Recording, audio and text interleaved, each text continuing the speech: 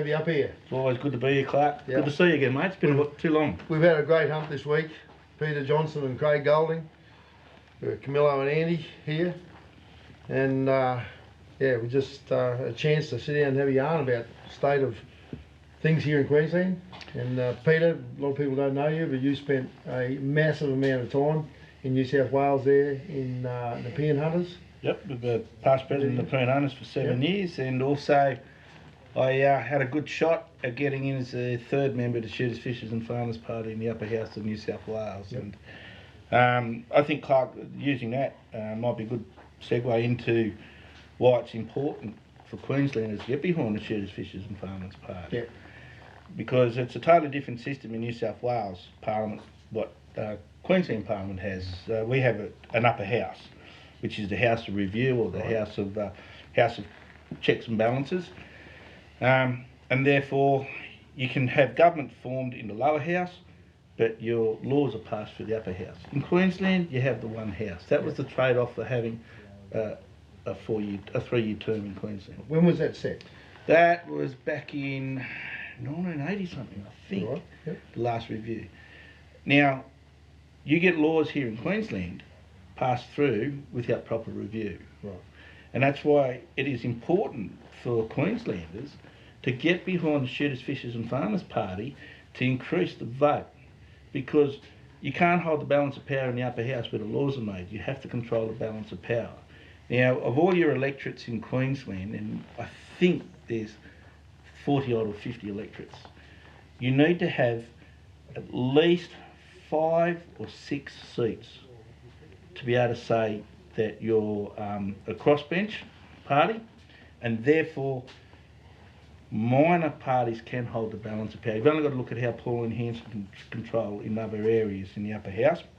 To get the likes in federal parliament, Darren Hinch holding balance of power with other crossbenches. With the people in parliament, if they sit there and say, well, hang on, 20% of the vote is gone from either Labor or Libs to crossbenchers, they are worried. Yeah. And there's a couple of systems they use to determine what is good policy, and government is made up of caucuses on both parties where they have their monthly meetings to see what's relevant. Now there's 3 schemes. There's the 1 in 5, the 1 in 25, and 1 in 5, 1 in 50, 1 in 100. Someone picks up the phone, rings their local member and says, I'm not happy with what's going on. If you don't support recreational hunting, or you know, don't support the introduction of a game status for deer in Queensland, I'm going to vote against it. That's classified as 1 person in 50. Right. If they get an email or a letter, it's regarded a bit higher. Yeah. If somebody goes and visits their local member, it's classified as 1 in 5 people in that electorate are angry enough to come and see it. Now, if the electorate's got 50,000 people in it, 1 in 5 is 20%. A lot of these electorates are hanging in there by a margin of 12, 8 in some areas. Yep. So if you can win a margin over an 8% and worry them enough, this is how you get policy done. Right. You look at the margin in New South Wales, I think Coomer's only held by 2%. 2%. Yeah. We won Orange on what, 1%?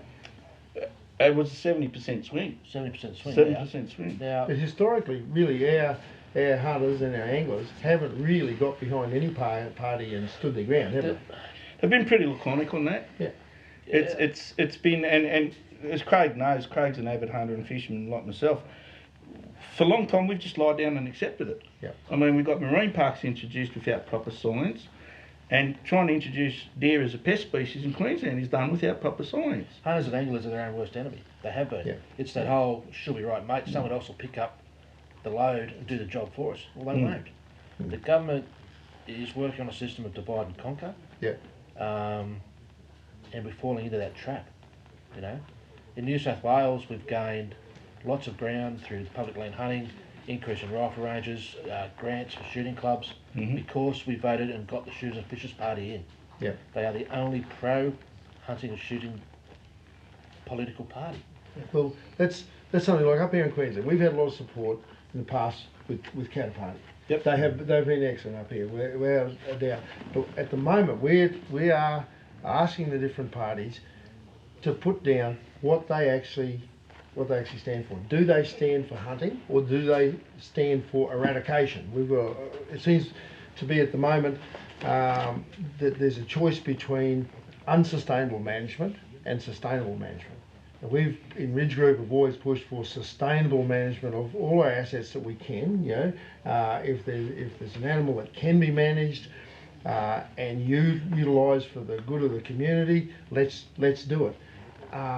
So at the moment, the only party that has come up and said that they will support sustainable management and support hunting and fishing is the Shooters and Fishers Party. I'd love to see the other ones get on board as well. I think there's two things, Clark. We said every election, state and federal, words are cheap.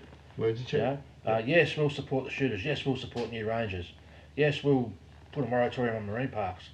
When they get in, it's forgotten and the same routine continues. Yep. It's populist politics. Populist policy.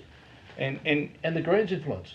Yeah. The Greens influence now, anti-feral animals, anti-pest species, the widespread use of 1080 in Australia. One of only 3 countries that still uses 1080. Yeah. You know? just today we were looking at a film clip of a dog dying where it's wandered into a state forest in New South Wales where 1080 poison's been used. As tragic to watch. Look, we got Whalen here. Imagine devastation if he ate a bait. I've seen dogs of mine that have picked up a 1080 bait, but this is again the conundrum there that we have to, and I am absolutely 100% in support of landowners in this state. If we don't have landowners, if we don't have farmers, we're gone. We need our farmers. So if they're getting attacked, the sheep and the cattle are getting attacked by wild dogs and dingoes, they've got to have a good method of controlling them. So, but there's a balance. Like for me, I do a lot of trapping and shooting, as you know, around the place. The last thing I want to do is see dingoes eradicated or put under threat. Because it only makes way for another predator. It does. Right. And then you get but we want them controlled. We want them controlled. But most you also need them there to control the deer. They're part of the solution. Part of the solution, yeah. So we're talking balance, and that's sustainability. This is the one thing that seems to be missing in Australia. We've gone away from conservation. We're now talking about protectionism. We're talking about preservation. It's preservation, not conservation.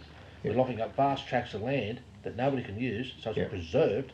It's not conserved. But to draw a parallel, we've protected marine mammals such as whales and seals, and as a result, we've seen a growth in their predators, great whites. And now we're having a lot more interactions with bathers and swimmers sharks, with great whites. Yeah. So if we're not careful, we'll end up with the same situation on land mammals and animals. We're seeing it with the crocodiles. Yeah. Seeing the crocodiles, the protected, shut down, and now they're spreading out. Because the population's growing, so they get dispersed to other areas. The basic premise of conservation has now been forgotten. A state of harmony between men and land. It's balance. We have not got that anymore. It's tipped the other way. Yeah, exactly. And I think the problem that you have here in Queensland, I mean, is that not enough people have woken up that the deer are here, the red deer particularly, were here as a gift of the Queen of England, as a gift to the people of Queensland. Yeah. Now, the red deer's on your state crest. It's on the coat of arms. It's a state coat of arms. Yeah. And they want to declare it a pest species. Well, they have declared them a pest. To me, it's a stupid thing. I hate the term pest on anything, right? I can understand it on some things. But to me, a pest is something that hasn't got a value and is just totally can't be managed. When they were put here, introduced for the people, I'm sure that our forebears wanted them managed. They didn't want them running riot. They didn't want them overpopulating the country and causing damage. They wanted them managed. Well, they're managed in their home country. That's it. Game reserves. Reserves. They're managed. They're having the problems in some of those countries as well, but at least they are trying to manage them. Here, you know, even with our red deer here after, you know, all these years, since late 1870s when they were introduced, the current population of red deer across the historic range, forgetting any new releases or the axis deer or rusa or whatever, is somewhere probably between 20 and 30,000.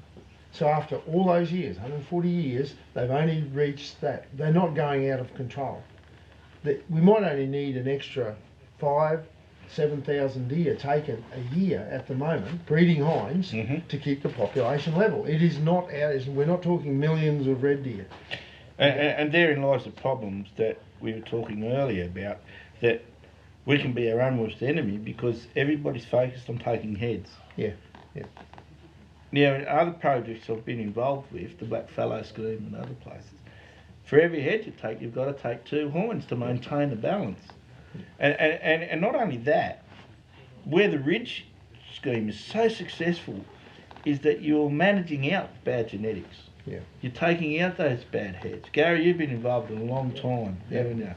And like, we're driving 1,200 and 1,300 kilometres here to enjoy Australia's premier red deer hunting, and as I've just experienced this week, Roosa hunt. And it works. Yeah, it has. But it's a common sense approach that you unfortunately have bashed your head against so many walls, so many stones. You got a thick head. Yeah, and Clark, you know, like, you've really got behind and created, along with other people, but you've been the mainstay to give us this opportunity to do it. And I know you've been shot down in flames and other people have poo-pooed the idea, but if you can't maintain a game animal status for the red deer, which were a gift to the people of Queensland, then all your work's been in vain, and we can't allow that. People like Camilla and Andy here, like, need, get your opinions on it too. Like, you've come in on this now. You're not here for the trophies. I haven't seen you take a trophy yet. You're here to... for the meat, But as relative newbies, we've done a lot of listening to all the different viewpoints out there on this, and it seems that there are so many different views that you sometimes wonder, can we ever get this sustainability going? When on one hand you've got people who say they are a pest that need to be destroyed, and then when you said before that the red deer were a gift to the Queen, but from the Queen, there are hunters out there who say they're a gift to the people, we should be able to go and hunt them anytime, anywhere, any place. But that's not long term either. Yeah, and what a lot of people forget is they draw parallels with, say, Tasmania or New South Wales or Victoria. Up here, I'd estimate the vast majority of our deer that are in this state are on the freehold or leasehold country of landholders. Yep. So we have to respect the landowners, because that's the improved pasture, the improved water. And if any country isn't taken up under lease for landowners here, it's usually pretty poor country. So it's having a look at the gorges coming up through here for the park and the forest. There's some pretty inhospitable country in there. And what we noticed is on the fringe is where all the animals are. They're coming onto the leaseholders or they're coming onto the private property. Now, the animals may shelter in there in times of bad weather. They'll go into the hard timber. But like you say, we're seeing massive stags this week. And they've all been coming out of the fringe country. Fringe country. At night coming onto the better pasture country, whatever. So they exist through the grace of the landowners. If we lose the grace of landowners on the deer, and they say, no, we don't want deer, we don't want hunters anymore, then it's like, to me, it's like a bathtub. If you've got a big bathtub full of water and you pull a plug out over here, eventually all the water runs down that plug hole.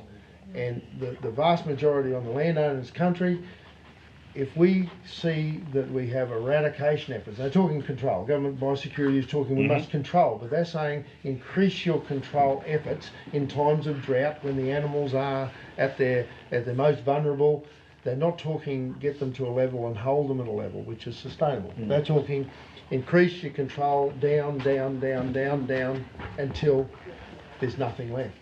The thing where it can play into the hand of the landowner is things are increasingly tied up in bureaucracy and red tape.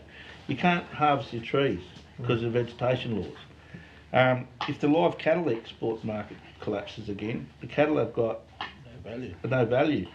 So then what have they got left to turn? They can't log their land. There's no point raising beef. They've got a great asset here, which is a gift to the people of Queensland, and it'll have value. Now, when the cattle get demobbed, and all of a sudden all these deer are here, your cattle worth $50 a head, your deer worth 100. What's going to happen? Well, we saw that. A lot of our young hunters, especially, they don't remember those days. When I was like 13, 14, we had the beef depression, and I saw cattle sell for $1 a head. We sold some at a sale in Mergen, and they averaged $14 a head. At the next year, we were starting to catch deer here, and they were worth $2,000 a piece. And through the 80s, you know, live capture up to $2,500 a deer. So we did see a time when cattle were worth nothing. I hate to ever see it go back there. We don't need it in this country. We want to see our landowners, sheep and cattle, our cropping protected, looked after. That's what I'd love to see. But I see deer as being, if well managed, as being a part of that whole chain, that they can be here. And that's been our push with Ridge Group for many years, is to work out a system where the landowners see the deer as the asset. Yep. And if you've got the asset in the deer, you have the asset in good, sensible, ethical, decent hunters. And So how do you get that message across? I suppose that's what we're doing here tonight in one way. And We need to with all that change the way people view deer, cervidae, other introduced species. And the irony of all this to me is, you take a look at Australia's feral goats. Classic example. For 8 out of 10 years, they're a feral pest. They're destroying fences, pasture, all sorts of things, right? Depleting water troughs. Yet, for 2 out of those 10 years, they become rangeland goats. Yeah. They're an export item. They're mustered up They're for cash. mustered up. Yeah. That's goats, smelly, stinking old goats. Mm. Yet, deer are frowned upon, wild pigs frowned upon. We have no kangaroo industry. No, we don't have, and that's because You know, of green intervention. green intervention. So how can one introduced species that spends 80% of its time as a pest then be sold as a commodity? And don't forget, That is the irony of all this. they used to stock goats on the islands in Great Barrier Reef in New South Wales. Yeah, for shipwreck survivors as a source that's of right. food, and there were culling programs. And I remember Ted Mitchell working on a culling project off the coast of Queensland in Great Barrier Reef, and you worked on other islands. Yeah. And that was there as a control program. Yeah. You know? Now, we can take a management program like that and keep the numbers under check. Well, that's what we've argued for many years with Ridge. We're saying we need to strike a balance.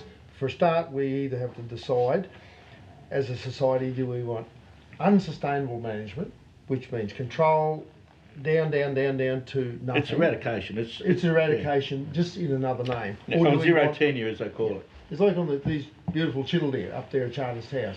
We've seen the last couple of years over 20,000 of these shot and left to rot. What a waste. What a waste when they can be caught, they can be managed, they can be farmed. They're a great source of protein, a great Beautiful animal. meat, beautiful Now meat. you've been there with us to Yep. that grave site up there of the Hand Herbert family Hand, grave, of the Hand family grave that brought those deer in.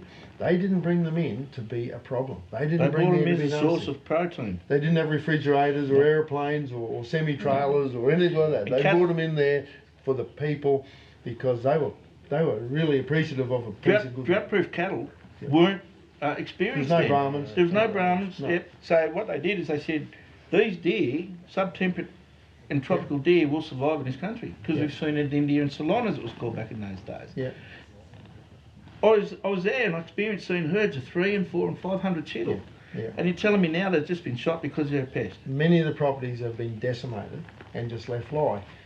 Now, you can't blame the landowners. They put in under pressure with biosecurity regulations, with drought and all the rest of it. The landowners have to do what they have to do. But the amount of poaching that we've seen up there, and it's been just covered up by a lot of the different hunting groups around this country. They turn a blind eye to it. A lot of people get on Facebook and they skite about it. We get people sniping at us all the time, and they're putting posts up at the same time about their poaching deer around the place. This is the irony again, that our own people, The enemy within. enemy within. When decent hunters, there's so many of them. I always say that we've got 90% or more than 90% of our hunters are the salt of the earth people in the community. There's always going to be an element, regardless of what you're in, where there's going to be a rogue element. Yeah. Okay. But you had an analogy, the roadside stall. What was that? The roadside stall analogy, where the honour box. Yeah. Yeah, they buy your tomatoes in a roadside stall. Yeah. 90% of the people are honest, Put their money in. and they put their money in. 10% of the people blazingly pull up, look like they're putting their money in and go. Yeah, that's right. So It's tell- human nature. Yeah. So what we've got to, in some respects, educate a farmer, a landowner, that he's cervidai, his deer, his goats, his pigs are a renewable resource and can be worth money to him, alternate incomes to him. We've got to also educate at ground levels, new and up-and-coming hunters and older hunters, that change the way they think about our feral species. Because if they're not there, what are you going to hunt? And this is where groups like Ridge, Glenfiddich, they form the nucleus of this. Clubs like the Peen Hunters Club, Windsor Caribou Hunters and Anglers Club. And I encourage anybody, if you want to start a club, a hunting club. Get involved with groups like Ridge and Glenfiddich and start teaching our younger generation, our future leaders, that it is the way forward. And as we get more people on board and start changing that whole mindset, then we'll start having wins. You know, as Ridge has been a win. As Glenfiddich is a win. It's been a struggle, but it's been a win. We've looked at all the time that we've had a change in mindset where a lot of our younger hunters especially are now shooters. They're not hunters. They want to get out there and they just want to shoot a deer. Now we can hunt deer with full respect and the highest level of morals and decency and humanity. It doesn't mean we only have to take a few. We can actually control herds by just getting hunters to utilise more venison, like you guys are doing, like all our members. How much venison Let's we eat taking more. home, Clark? Oh, off the 2 stags you've shot. How much venison is that? About 110 kilos? 110 kilos dressed, 110 kilos, right?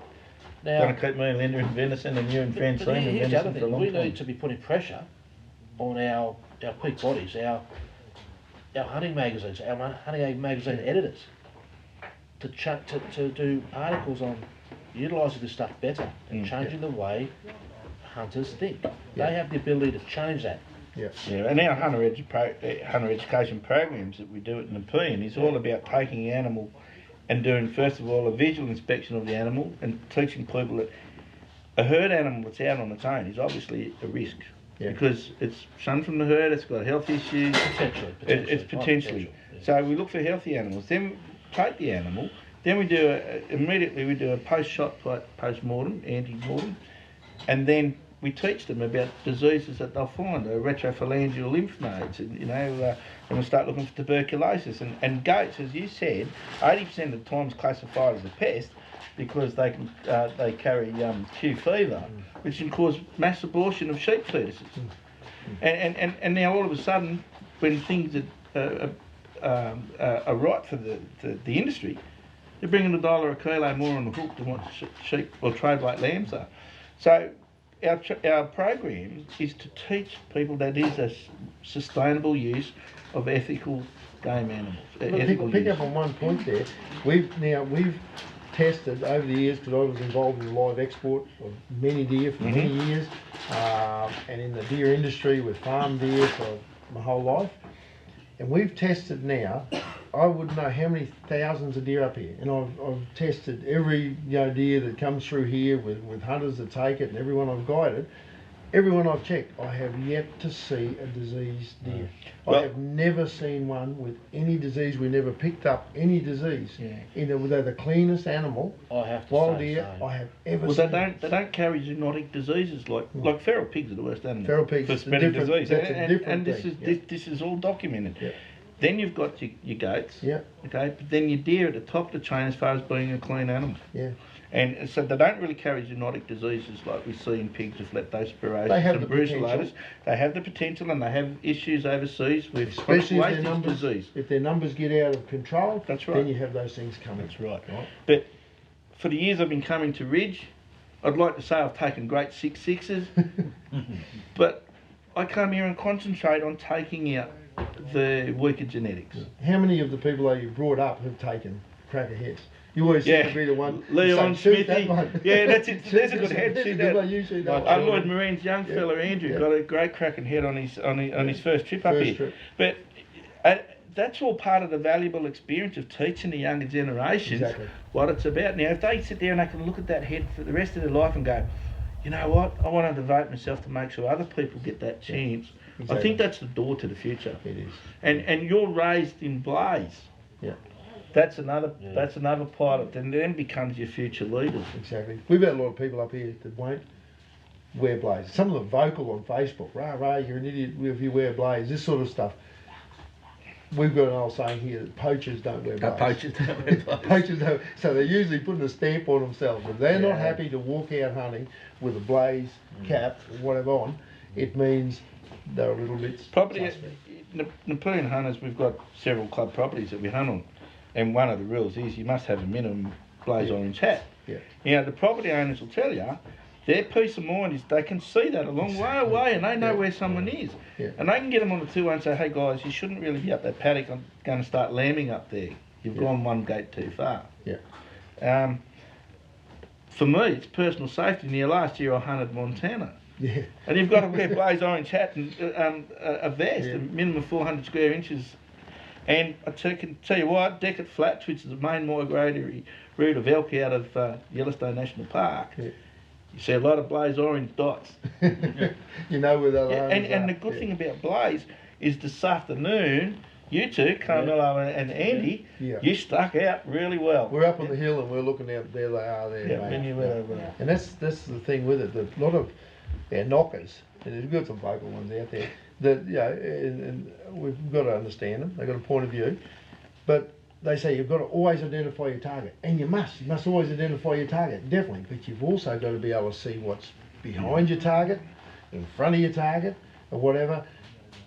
And that's where blaze comes in. A lot of times you can be looking down here at an animal, and you go, up there on the ridge there's somebody sitting in right? So it really comes in. Well, I'll tell you one thing I carry in my pack, and I can go and get it and show you. In my pack, I carry an orange safety vest with the fluorescent tape, iridescent tape. Yeah, so do if I. I'm carrying an animal or a head out, I whack that over the top. Exactly, yeah.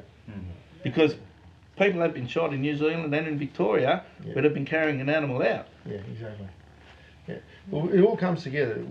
I see the way of the future, we've got to educate not just our young hunters, but even our older hunters as well, to tell them what's going on. A lot of our older hunters don't realise what's happening. They don't realise what's happening in Victoria. You know, we hear there recently that some of the estimations up to 1 million salmon deer in Victoria, whether it's true or not, but the numbers are getting ahead of hunters. So they've got to come up with their own solutions. And we're seeing, especially groups like 88 down there in Victoria, doing a fantastic job. Really embracing it. They're talking with government. They're working out, the best way forward. They're going to have to, come up with their own solutions. We've got our own problems up here with dozens and dozens of new releases of deer. We've got deer getting run over in the middle of Brisbane. So there's got to be, we've got to understand the government's point of view. We've got to understand the landowner's point of view. And somehow come up with a middle ground that's sustainable where, And we'll be there forever. The think tanks that are there are all too often just a token offer to say come and join the round table, and you recently delivered a paper, of sustainable management of deer. We really need to have that political clout that we started talking about earlier, because that's where you get the invite to the table. I mean, you hear talk about lobby groups. I can tell you that unless you've got a lot of money behind you, lobby groups don't do anything. Because that money opens doors. What's your next course of action then? Get people elected that support us and protect what we do. Yeah, exactly. And that's why it's vital for the people of Queensland to get involved. Seems to me, sorry, I was going to say, it seems to me we need to get the general public on board too. I mean, we live in an age where people are more and more interested in low-fat organic meat, healthy living. We've got television shows everywhere where organic stuff is being grown and healthy food's being cooked. If we can get the message across to people that there's deer in this place, that, you can... Very low fat. Low fat, it's completely organic, it's free range. Yeah. And it's very low risk of zoonotic diseases. I mean, these roosts we took this week, prime condition animals. Beautiful, yeah. In the middle of their rut.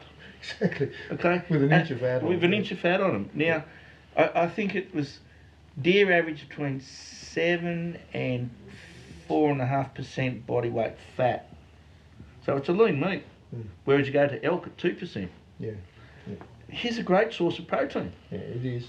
And what we're trying to push, especially with the Glenfiddich and that Ridge program, but the Glenfiddich program, is you don't have to cut it up on the ground and take it home covered in leaves or grass or whatever. You've got the facility here to do it. Do it right. And that's where we get across the general public that if we could get more landowners seeing a value in hunters and in the deer that are on their property, and we can give them a system where we say, if you do it this way, tweak it a little bit to suit your property and your own personal situation. But if you do it this way, and your hunters behave themselves and follow a code of conduct. Yep. And you harvest your venison humanely and then cut it up hygienically for personal use, it's a fantastic source of protein. Just going back to the importance of political representation, in our case, the Shooters and Fishers Party. Right now, the Victorian Parliament, the Shooters and Fishers Party have put forward a bill that will enshrine the right of Victorians to hunt and fish. Yeah.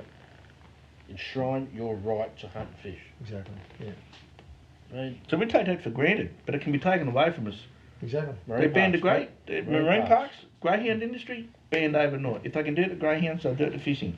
We've just seen in Thailand catch and release fishing banned. Yes. Along in Germany and Denmark, you can't catch and release a fish. It's all right to catch it and eat it, but they view it as torment. And this is where the southern states have been way ahead of Queensland here. A lot of people don't realise that we've never had game status for our wild deer. We had a situation, I think it was for 16 years, where we had a tag and permit system, but it was under a Section 25 crop damage permit, right? So the deer at that time were classed as introduced fauna under the Nature Conservation Act, and a landowner, if a hunter wanted to hunt one legally, they had to go to the landowner and get them to sign a form saying the deer were doing damage on their property. So the landowner was asked to lie. If they didn't think they were doing damage, they had to lie so we could get our tags. How many tags were issued in that period? It was ridiculous. It was so few. I think some years only like 17, 18 tags were issued. So hunters didn't get behind it because they didn't believe in it. But we never had a game department. We never had a game status. We never had game permits, unlike Victoria and New South Wales, Tasmania. So it went the same way as your Queensland duck licence. Yep. It got to the stage it was less than 200, I think. Yep. And they just said 200 hunters They want statewide, this. you don't need it. so basically, we lost it. So it's a because case of if you hunters don't didn't use it, support lose it. Yeah. Hunters didn't support it, but then they were never really given a decent system. I know it wasn't, and we always used to say, it's not decent, it's not perfect, but support it and try and improve it. And this is where a lot of people said, yeah, no, I'm not going to do it. And they said, we lost it. We lost the system in place. But they're the people who won't wear blaze orange. Same people that blaze orange. They're And they're too easy. yeah. Gary, how long have you been coming up, right? Oh, 2.5 years, 3 years, I think. Yeah. When Michelle and I came up for the Raw this year, we basically concentrated on taking cull stags, mainly for meat, and also to benefit the herd so that we can get better stags in the future.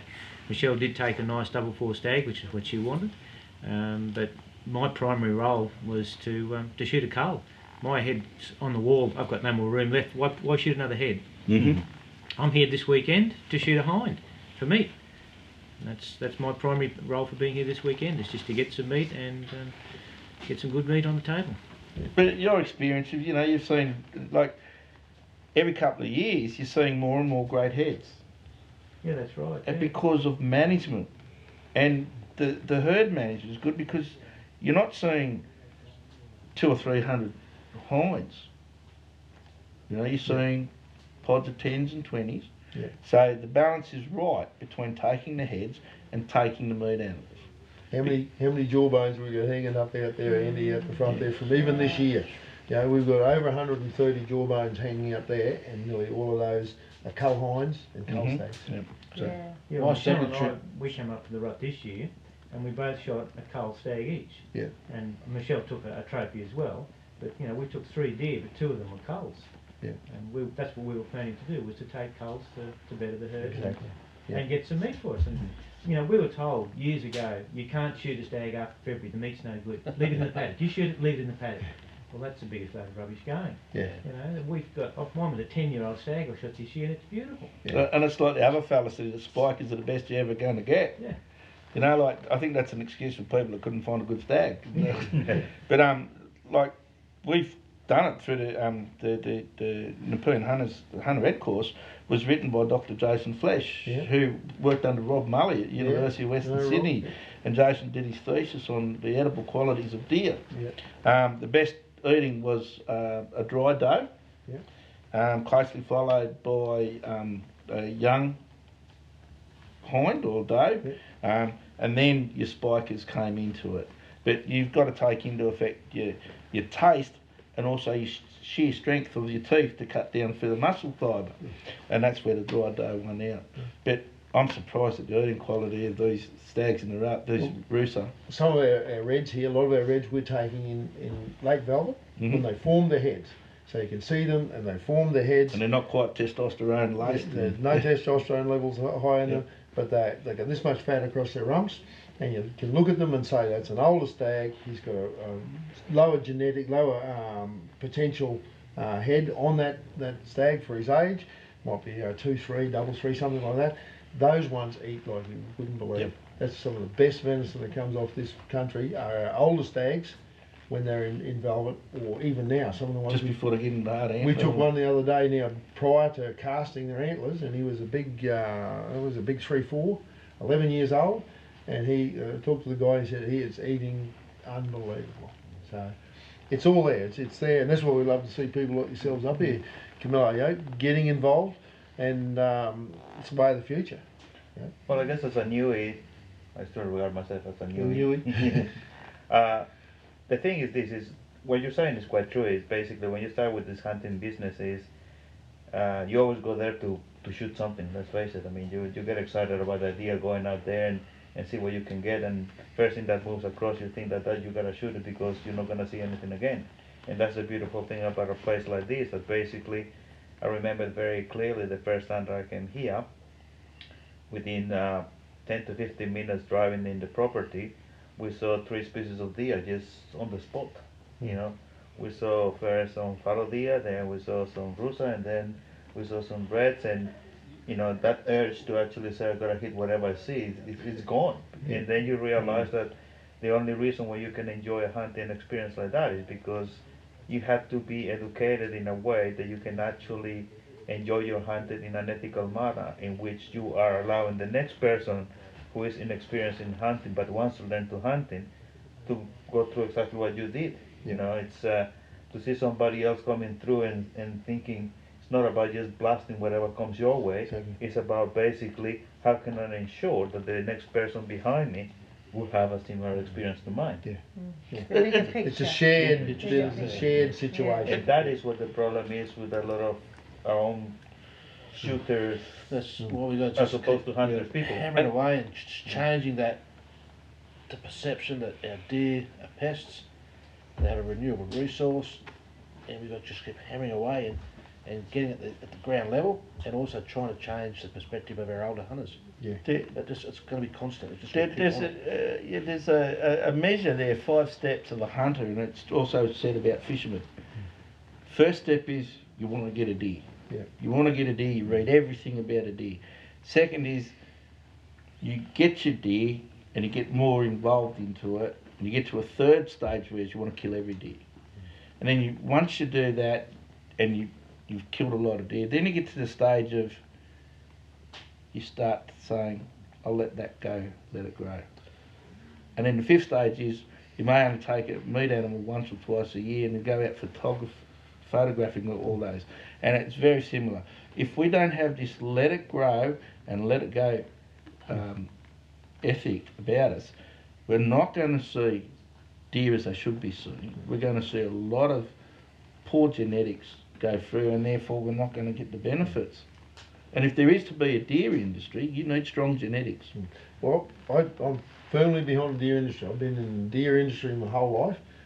First with capture, you know, when I was 17, I started jumping out of helicopters, doing that sort of crazy stuff, and deer farming and whatever. But the best industry that I see, that I've ever seen, the best farming industry of deer is to farm them in the wild without high fences. And like you said, when we get that ethic where we can leave some for the next person, that's great. Let them go, let them grow. But we've also got to be able to say, let them go, but we've got to keep the numbers under control. So we need more hunters and share them. So if you can eat 5 deer a year, you guys, take 5 deer, make sure you do. But if we need to take 100 off this place, it's no use just taking 5. We need to then find 20 more people that'll take 5 each a year. And let's do that. And then that is our hunting industry there, because we look at what hunters put into their occupation, into their, well, some people call it a sport, but it's a way of life. It's incredible the money that hunting families put into the local economy. What we're seeing here is just incredible. 431 million in Victoria. 439 million in Victoria. 439. 119 million in New South Wales. Yep. Those statistics are based on public land hunting only. Yeah. Yep. Because we can't calculate the private land. Yep. 119 million in New South Wales. Yep. Generated, I think, by what, 20,500 game licence holders, Pete? Something like that. Yeah, 20,700. Yeah. 119 million. So we've looked at here that a lot of people say to me we need an R licence system in Queensland. If that means we take away the rights of the landowners on their own country and say you've got to do this and you've got to do that, I don't think it'll work. I think we'll have huge opposition from our sheep growers, our cattlemen, our cane growers, all the rest of it there. They've already got deer on their property, and if they suddenly think that they're not going to be allowed to control them, we're going to get nowhere. They will turn against hunters and shooters, and the eradication will increase to the point where we'll have nothing. That's what I firmly believe. There won't be a value in deer. Won't be a value. No. And if something doesn't have a value, it's worthless. it's left on the ground to rot. Yeah. So those same landowners see that there is a system there where they can keep the numbers down, keep the quality up, that the hunters will behave themselves, do the right thing, they can make $1 out of them, the numbers kept down, the quality's kept up. There's a lot of landowners will say yes, well those deer can remain on my country. And with it, then the deer on the forestry next door. So how can this be managed across the whole of Queensland, getting landowners on board and managing that quality control? We've done, with Ridge, we've done a huge amount of research, and we've taken the best advice we can from everywhere in the world to try and develop a system. We have got a system that we're trying to finalise right at this moment, and we have to do that with every new changing law or regulation that comes in. We've got to really look at what we're doing. We're at that stage with Ridge Group where we can say we have got a system that could work, and it doesn't mean that we need tens of millions of dollars put into it with the game department or anything like that. We've just got to give some historic recognition back to the historic herds of deer, and give some rights back to the landowners that if they want to manage their deer, they can, but with it will come responsibilities where they have to do it correctly. So we look at rights and responsibility need to be balanced out. If a landowner is willing to take that on and hunters are willing to back them up, why can't they? That's what our whole system is based on, is a balance of rights and responsibility. Yeah, and the public land system in Queensland is very different to the public land hunting, because there's a lot more lease agreements done on the public land. There's summer leases, there's winter leases. There's something like 70 different types of leases here. A lot of that lease country though is being taken back into national park areas and whatever, and our national parks here have got the attitude at the moment that they want them all gone. That seems to be the national park attitude right across the country. But look what's just happened recently at Tawari, which is just in the Wingan Willow Tree area in New South Wales, helicopter gun shoot, mainly fallow and reds. Yep. They just got in there and... It was over 3,000, wasn't it? Over 3,000 now. 3,000, yeah. There was a deer management scheme there that wasn't managed. Yeah. It was put in place but not adhered to. Yep. And it was all about shooting heads. Yeah. And unfortunately, this was the result. Yeah. If you let it get out of... When it was being adhered to, not a problem. Yeah. But, you'll go there now, and on the adjoining property to that national park, it's not uncommon to see 150 to 200 black fallow horns in a herd. Yeah. So really it comes down to the hunters, if they want this to be sustainable, they have to pull their weight. They have to take the responsibility. So if they're willing to take responsibility, which is what we're seeing here with the Ridge Group and Glenfiddich system, our hunters are saying, yep, we'll wear the blaze orange, we'll do the job right, we'll be responsible.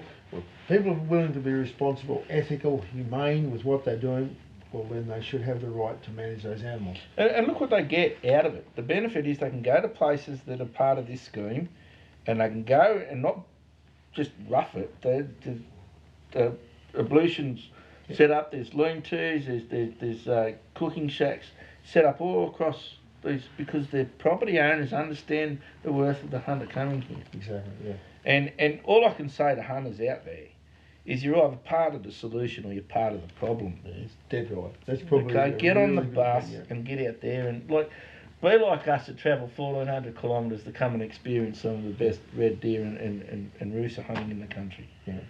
This is where, getting right back to your first point there, we need some political parties in here to say what they stand for. And I think every political party needs to be asked about that. Are they in support of sustainable management of species like wild deer, or are they in support Against of unsustainable management? So far we've got the Shooters and Fishers Party. I'm hoping that other parties will come in as well and say, yes, we support it as well, because then we have got it's a lot easier road. If it's just the Shooters and Fishers Party there, and they're the only ones that'll stand up for hunting and fishing in this state, it means then We've got to throw all our weight behind them. So unfortunately governments now don't take on anything such as dam building or snowy hydro schemes, because all they see is a 3 or 4 year term. They only see what's going to get us back into power in 4 years' time. Well, not get back to power so much. What's going to keep our jobs? Yeah, what's going to keep their jobs? It's about their arse in the seats. You know, that's what I'm saying. They don't care about long-term projects. No. I mean, really, what's happened in Queensland since Joe Bielke was premier, and Bob Carr was one of our greatest infrastructure builders in New South Wales. Yeah, glad it seems to do something.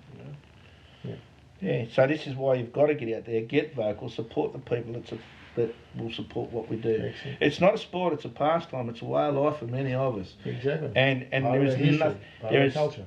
It's our heritage. It's our cultural heritage, because I came off the land. The firearm was a tool of trade, and it put food on the table for us too. Our early settlers used their muskets to take food for the table. You know, North American settlers, European settlers. To deny us that this is part of our cultural heritage is for a government to define us. The government doesn't have a right to define us. Right? So we've got to be there to say to the people in Queensland, are you supporting what we do, our way of life? If not, we won't support you at the election. We need hunters and anglers to get off their tails and make a stand if they intend. If they want a future for their kids, their grandkids, their great-grandkids, if they want them to experience this, the time is now that they have to stand up. Can I just give you a little fact about politics? An unmanned polling booth will perform way down the list. A manned polling booth can be 20% to 30% better than an unmanned polling booth. So think of all the polling booths that are out there. If you can't give up 4 hours, one Saturday every 3 years to get out there and support your party, you're not helping yourself. You're not helping yourself. Exactly. Yeah. All said. Well, thanks for the talk here, and we'll try and get it up on our site. And hopefully we'll get some people to think about the way they hunt, the way they fish, the way they shoot, and hopefully, put in place something a little bit better for the future. Let's only hope that it's a great future. I hope so. And I thank you for all your past efforts for what you've done for Hunters Club. It's a pleasure, mate. It's a pleasure. It's been something that you just have to do. Thank you, guys. Thank you. Thanks, mate. This is our world. This is our wild country.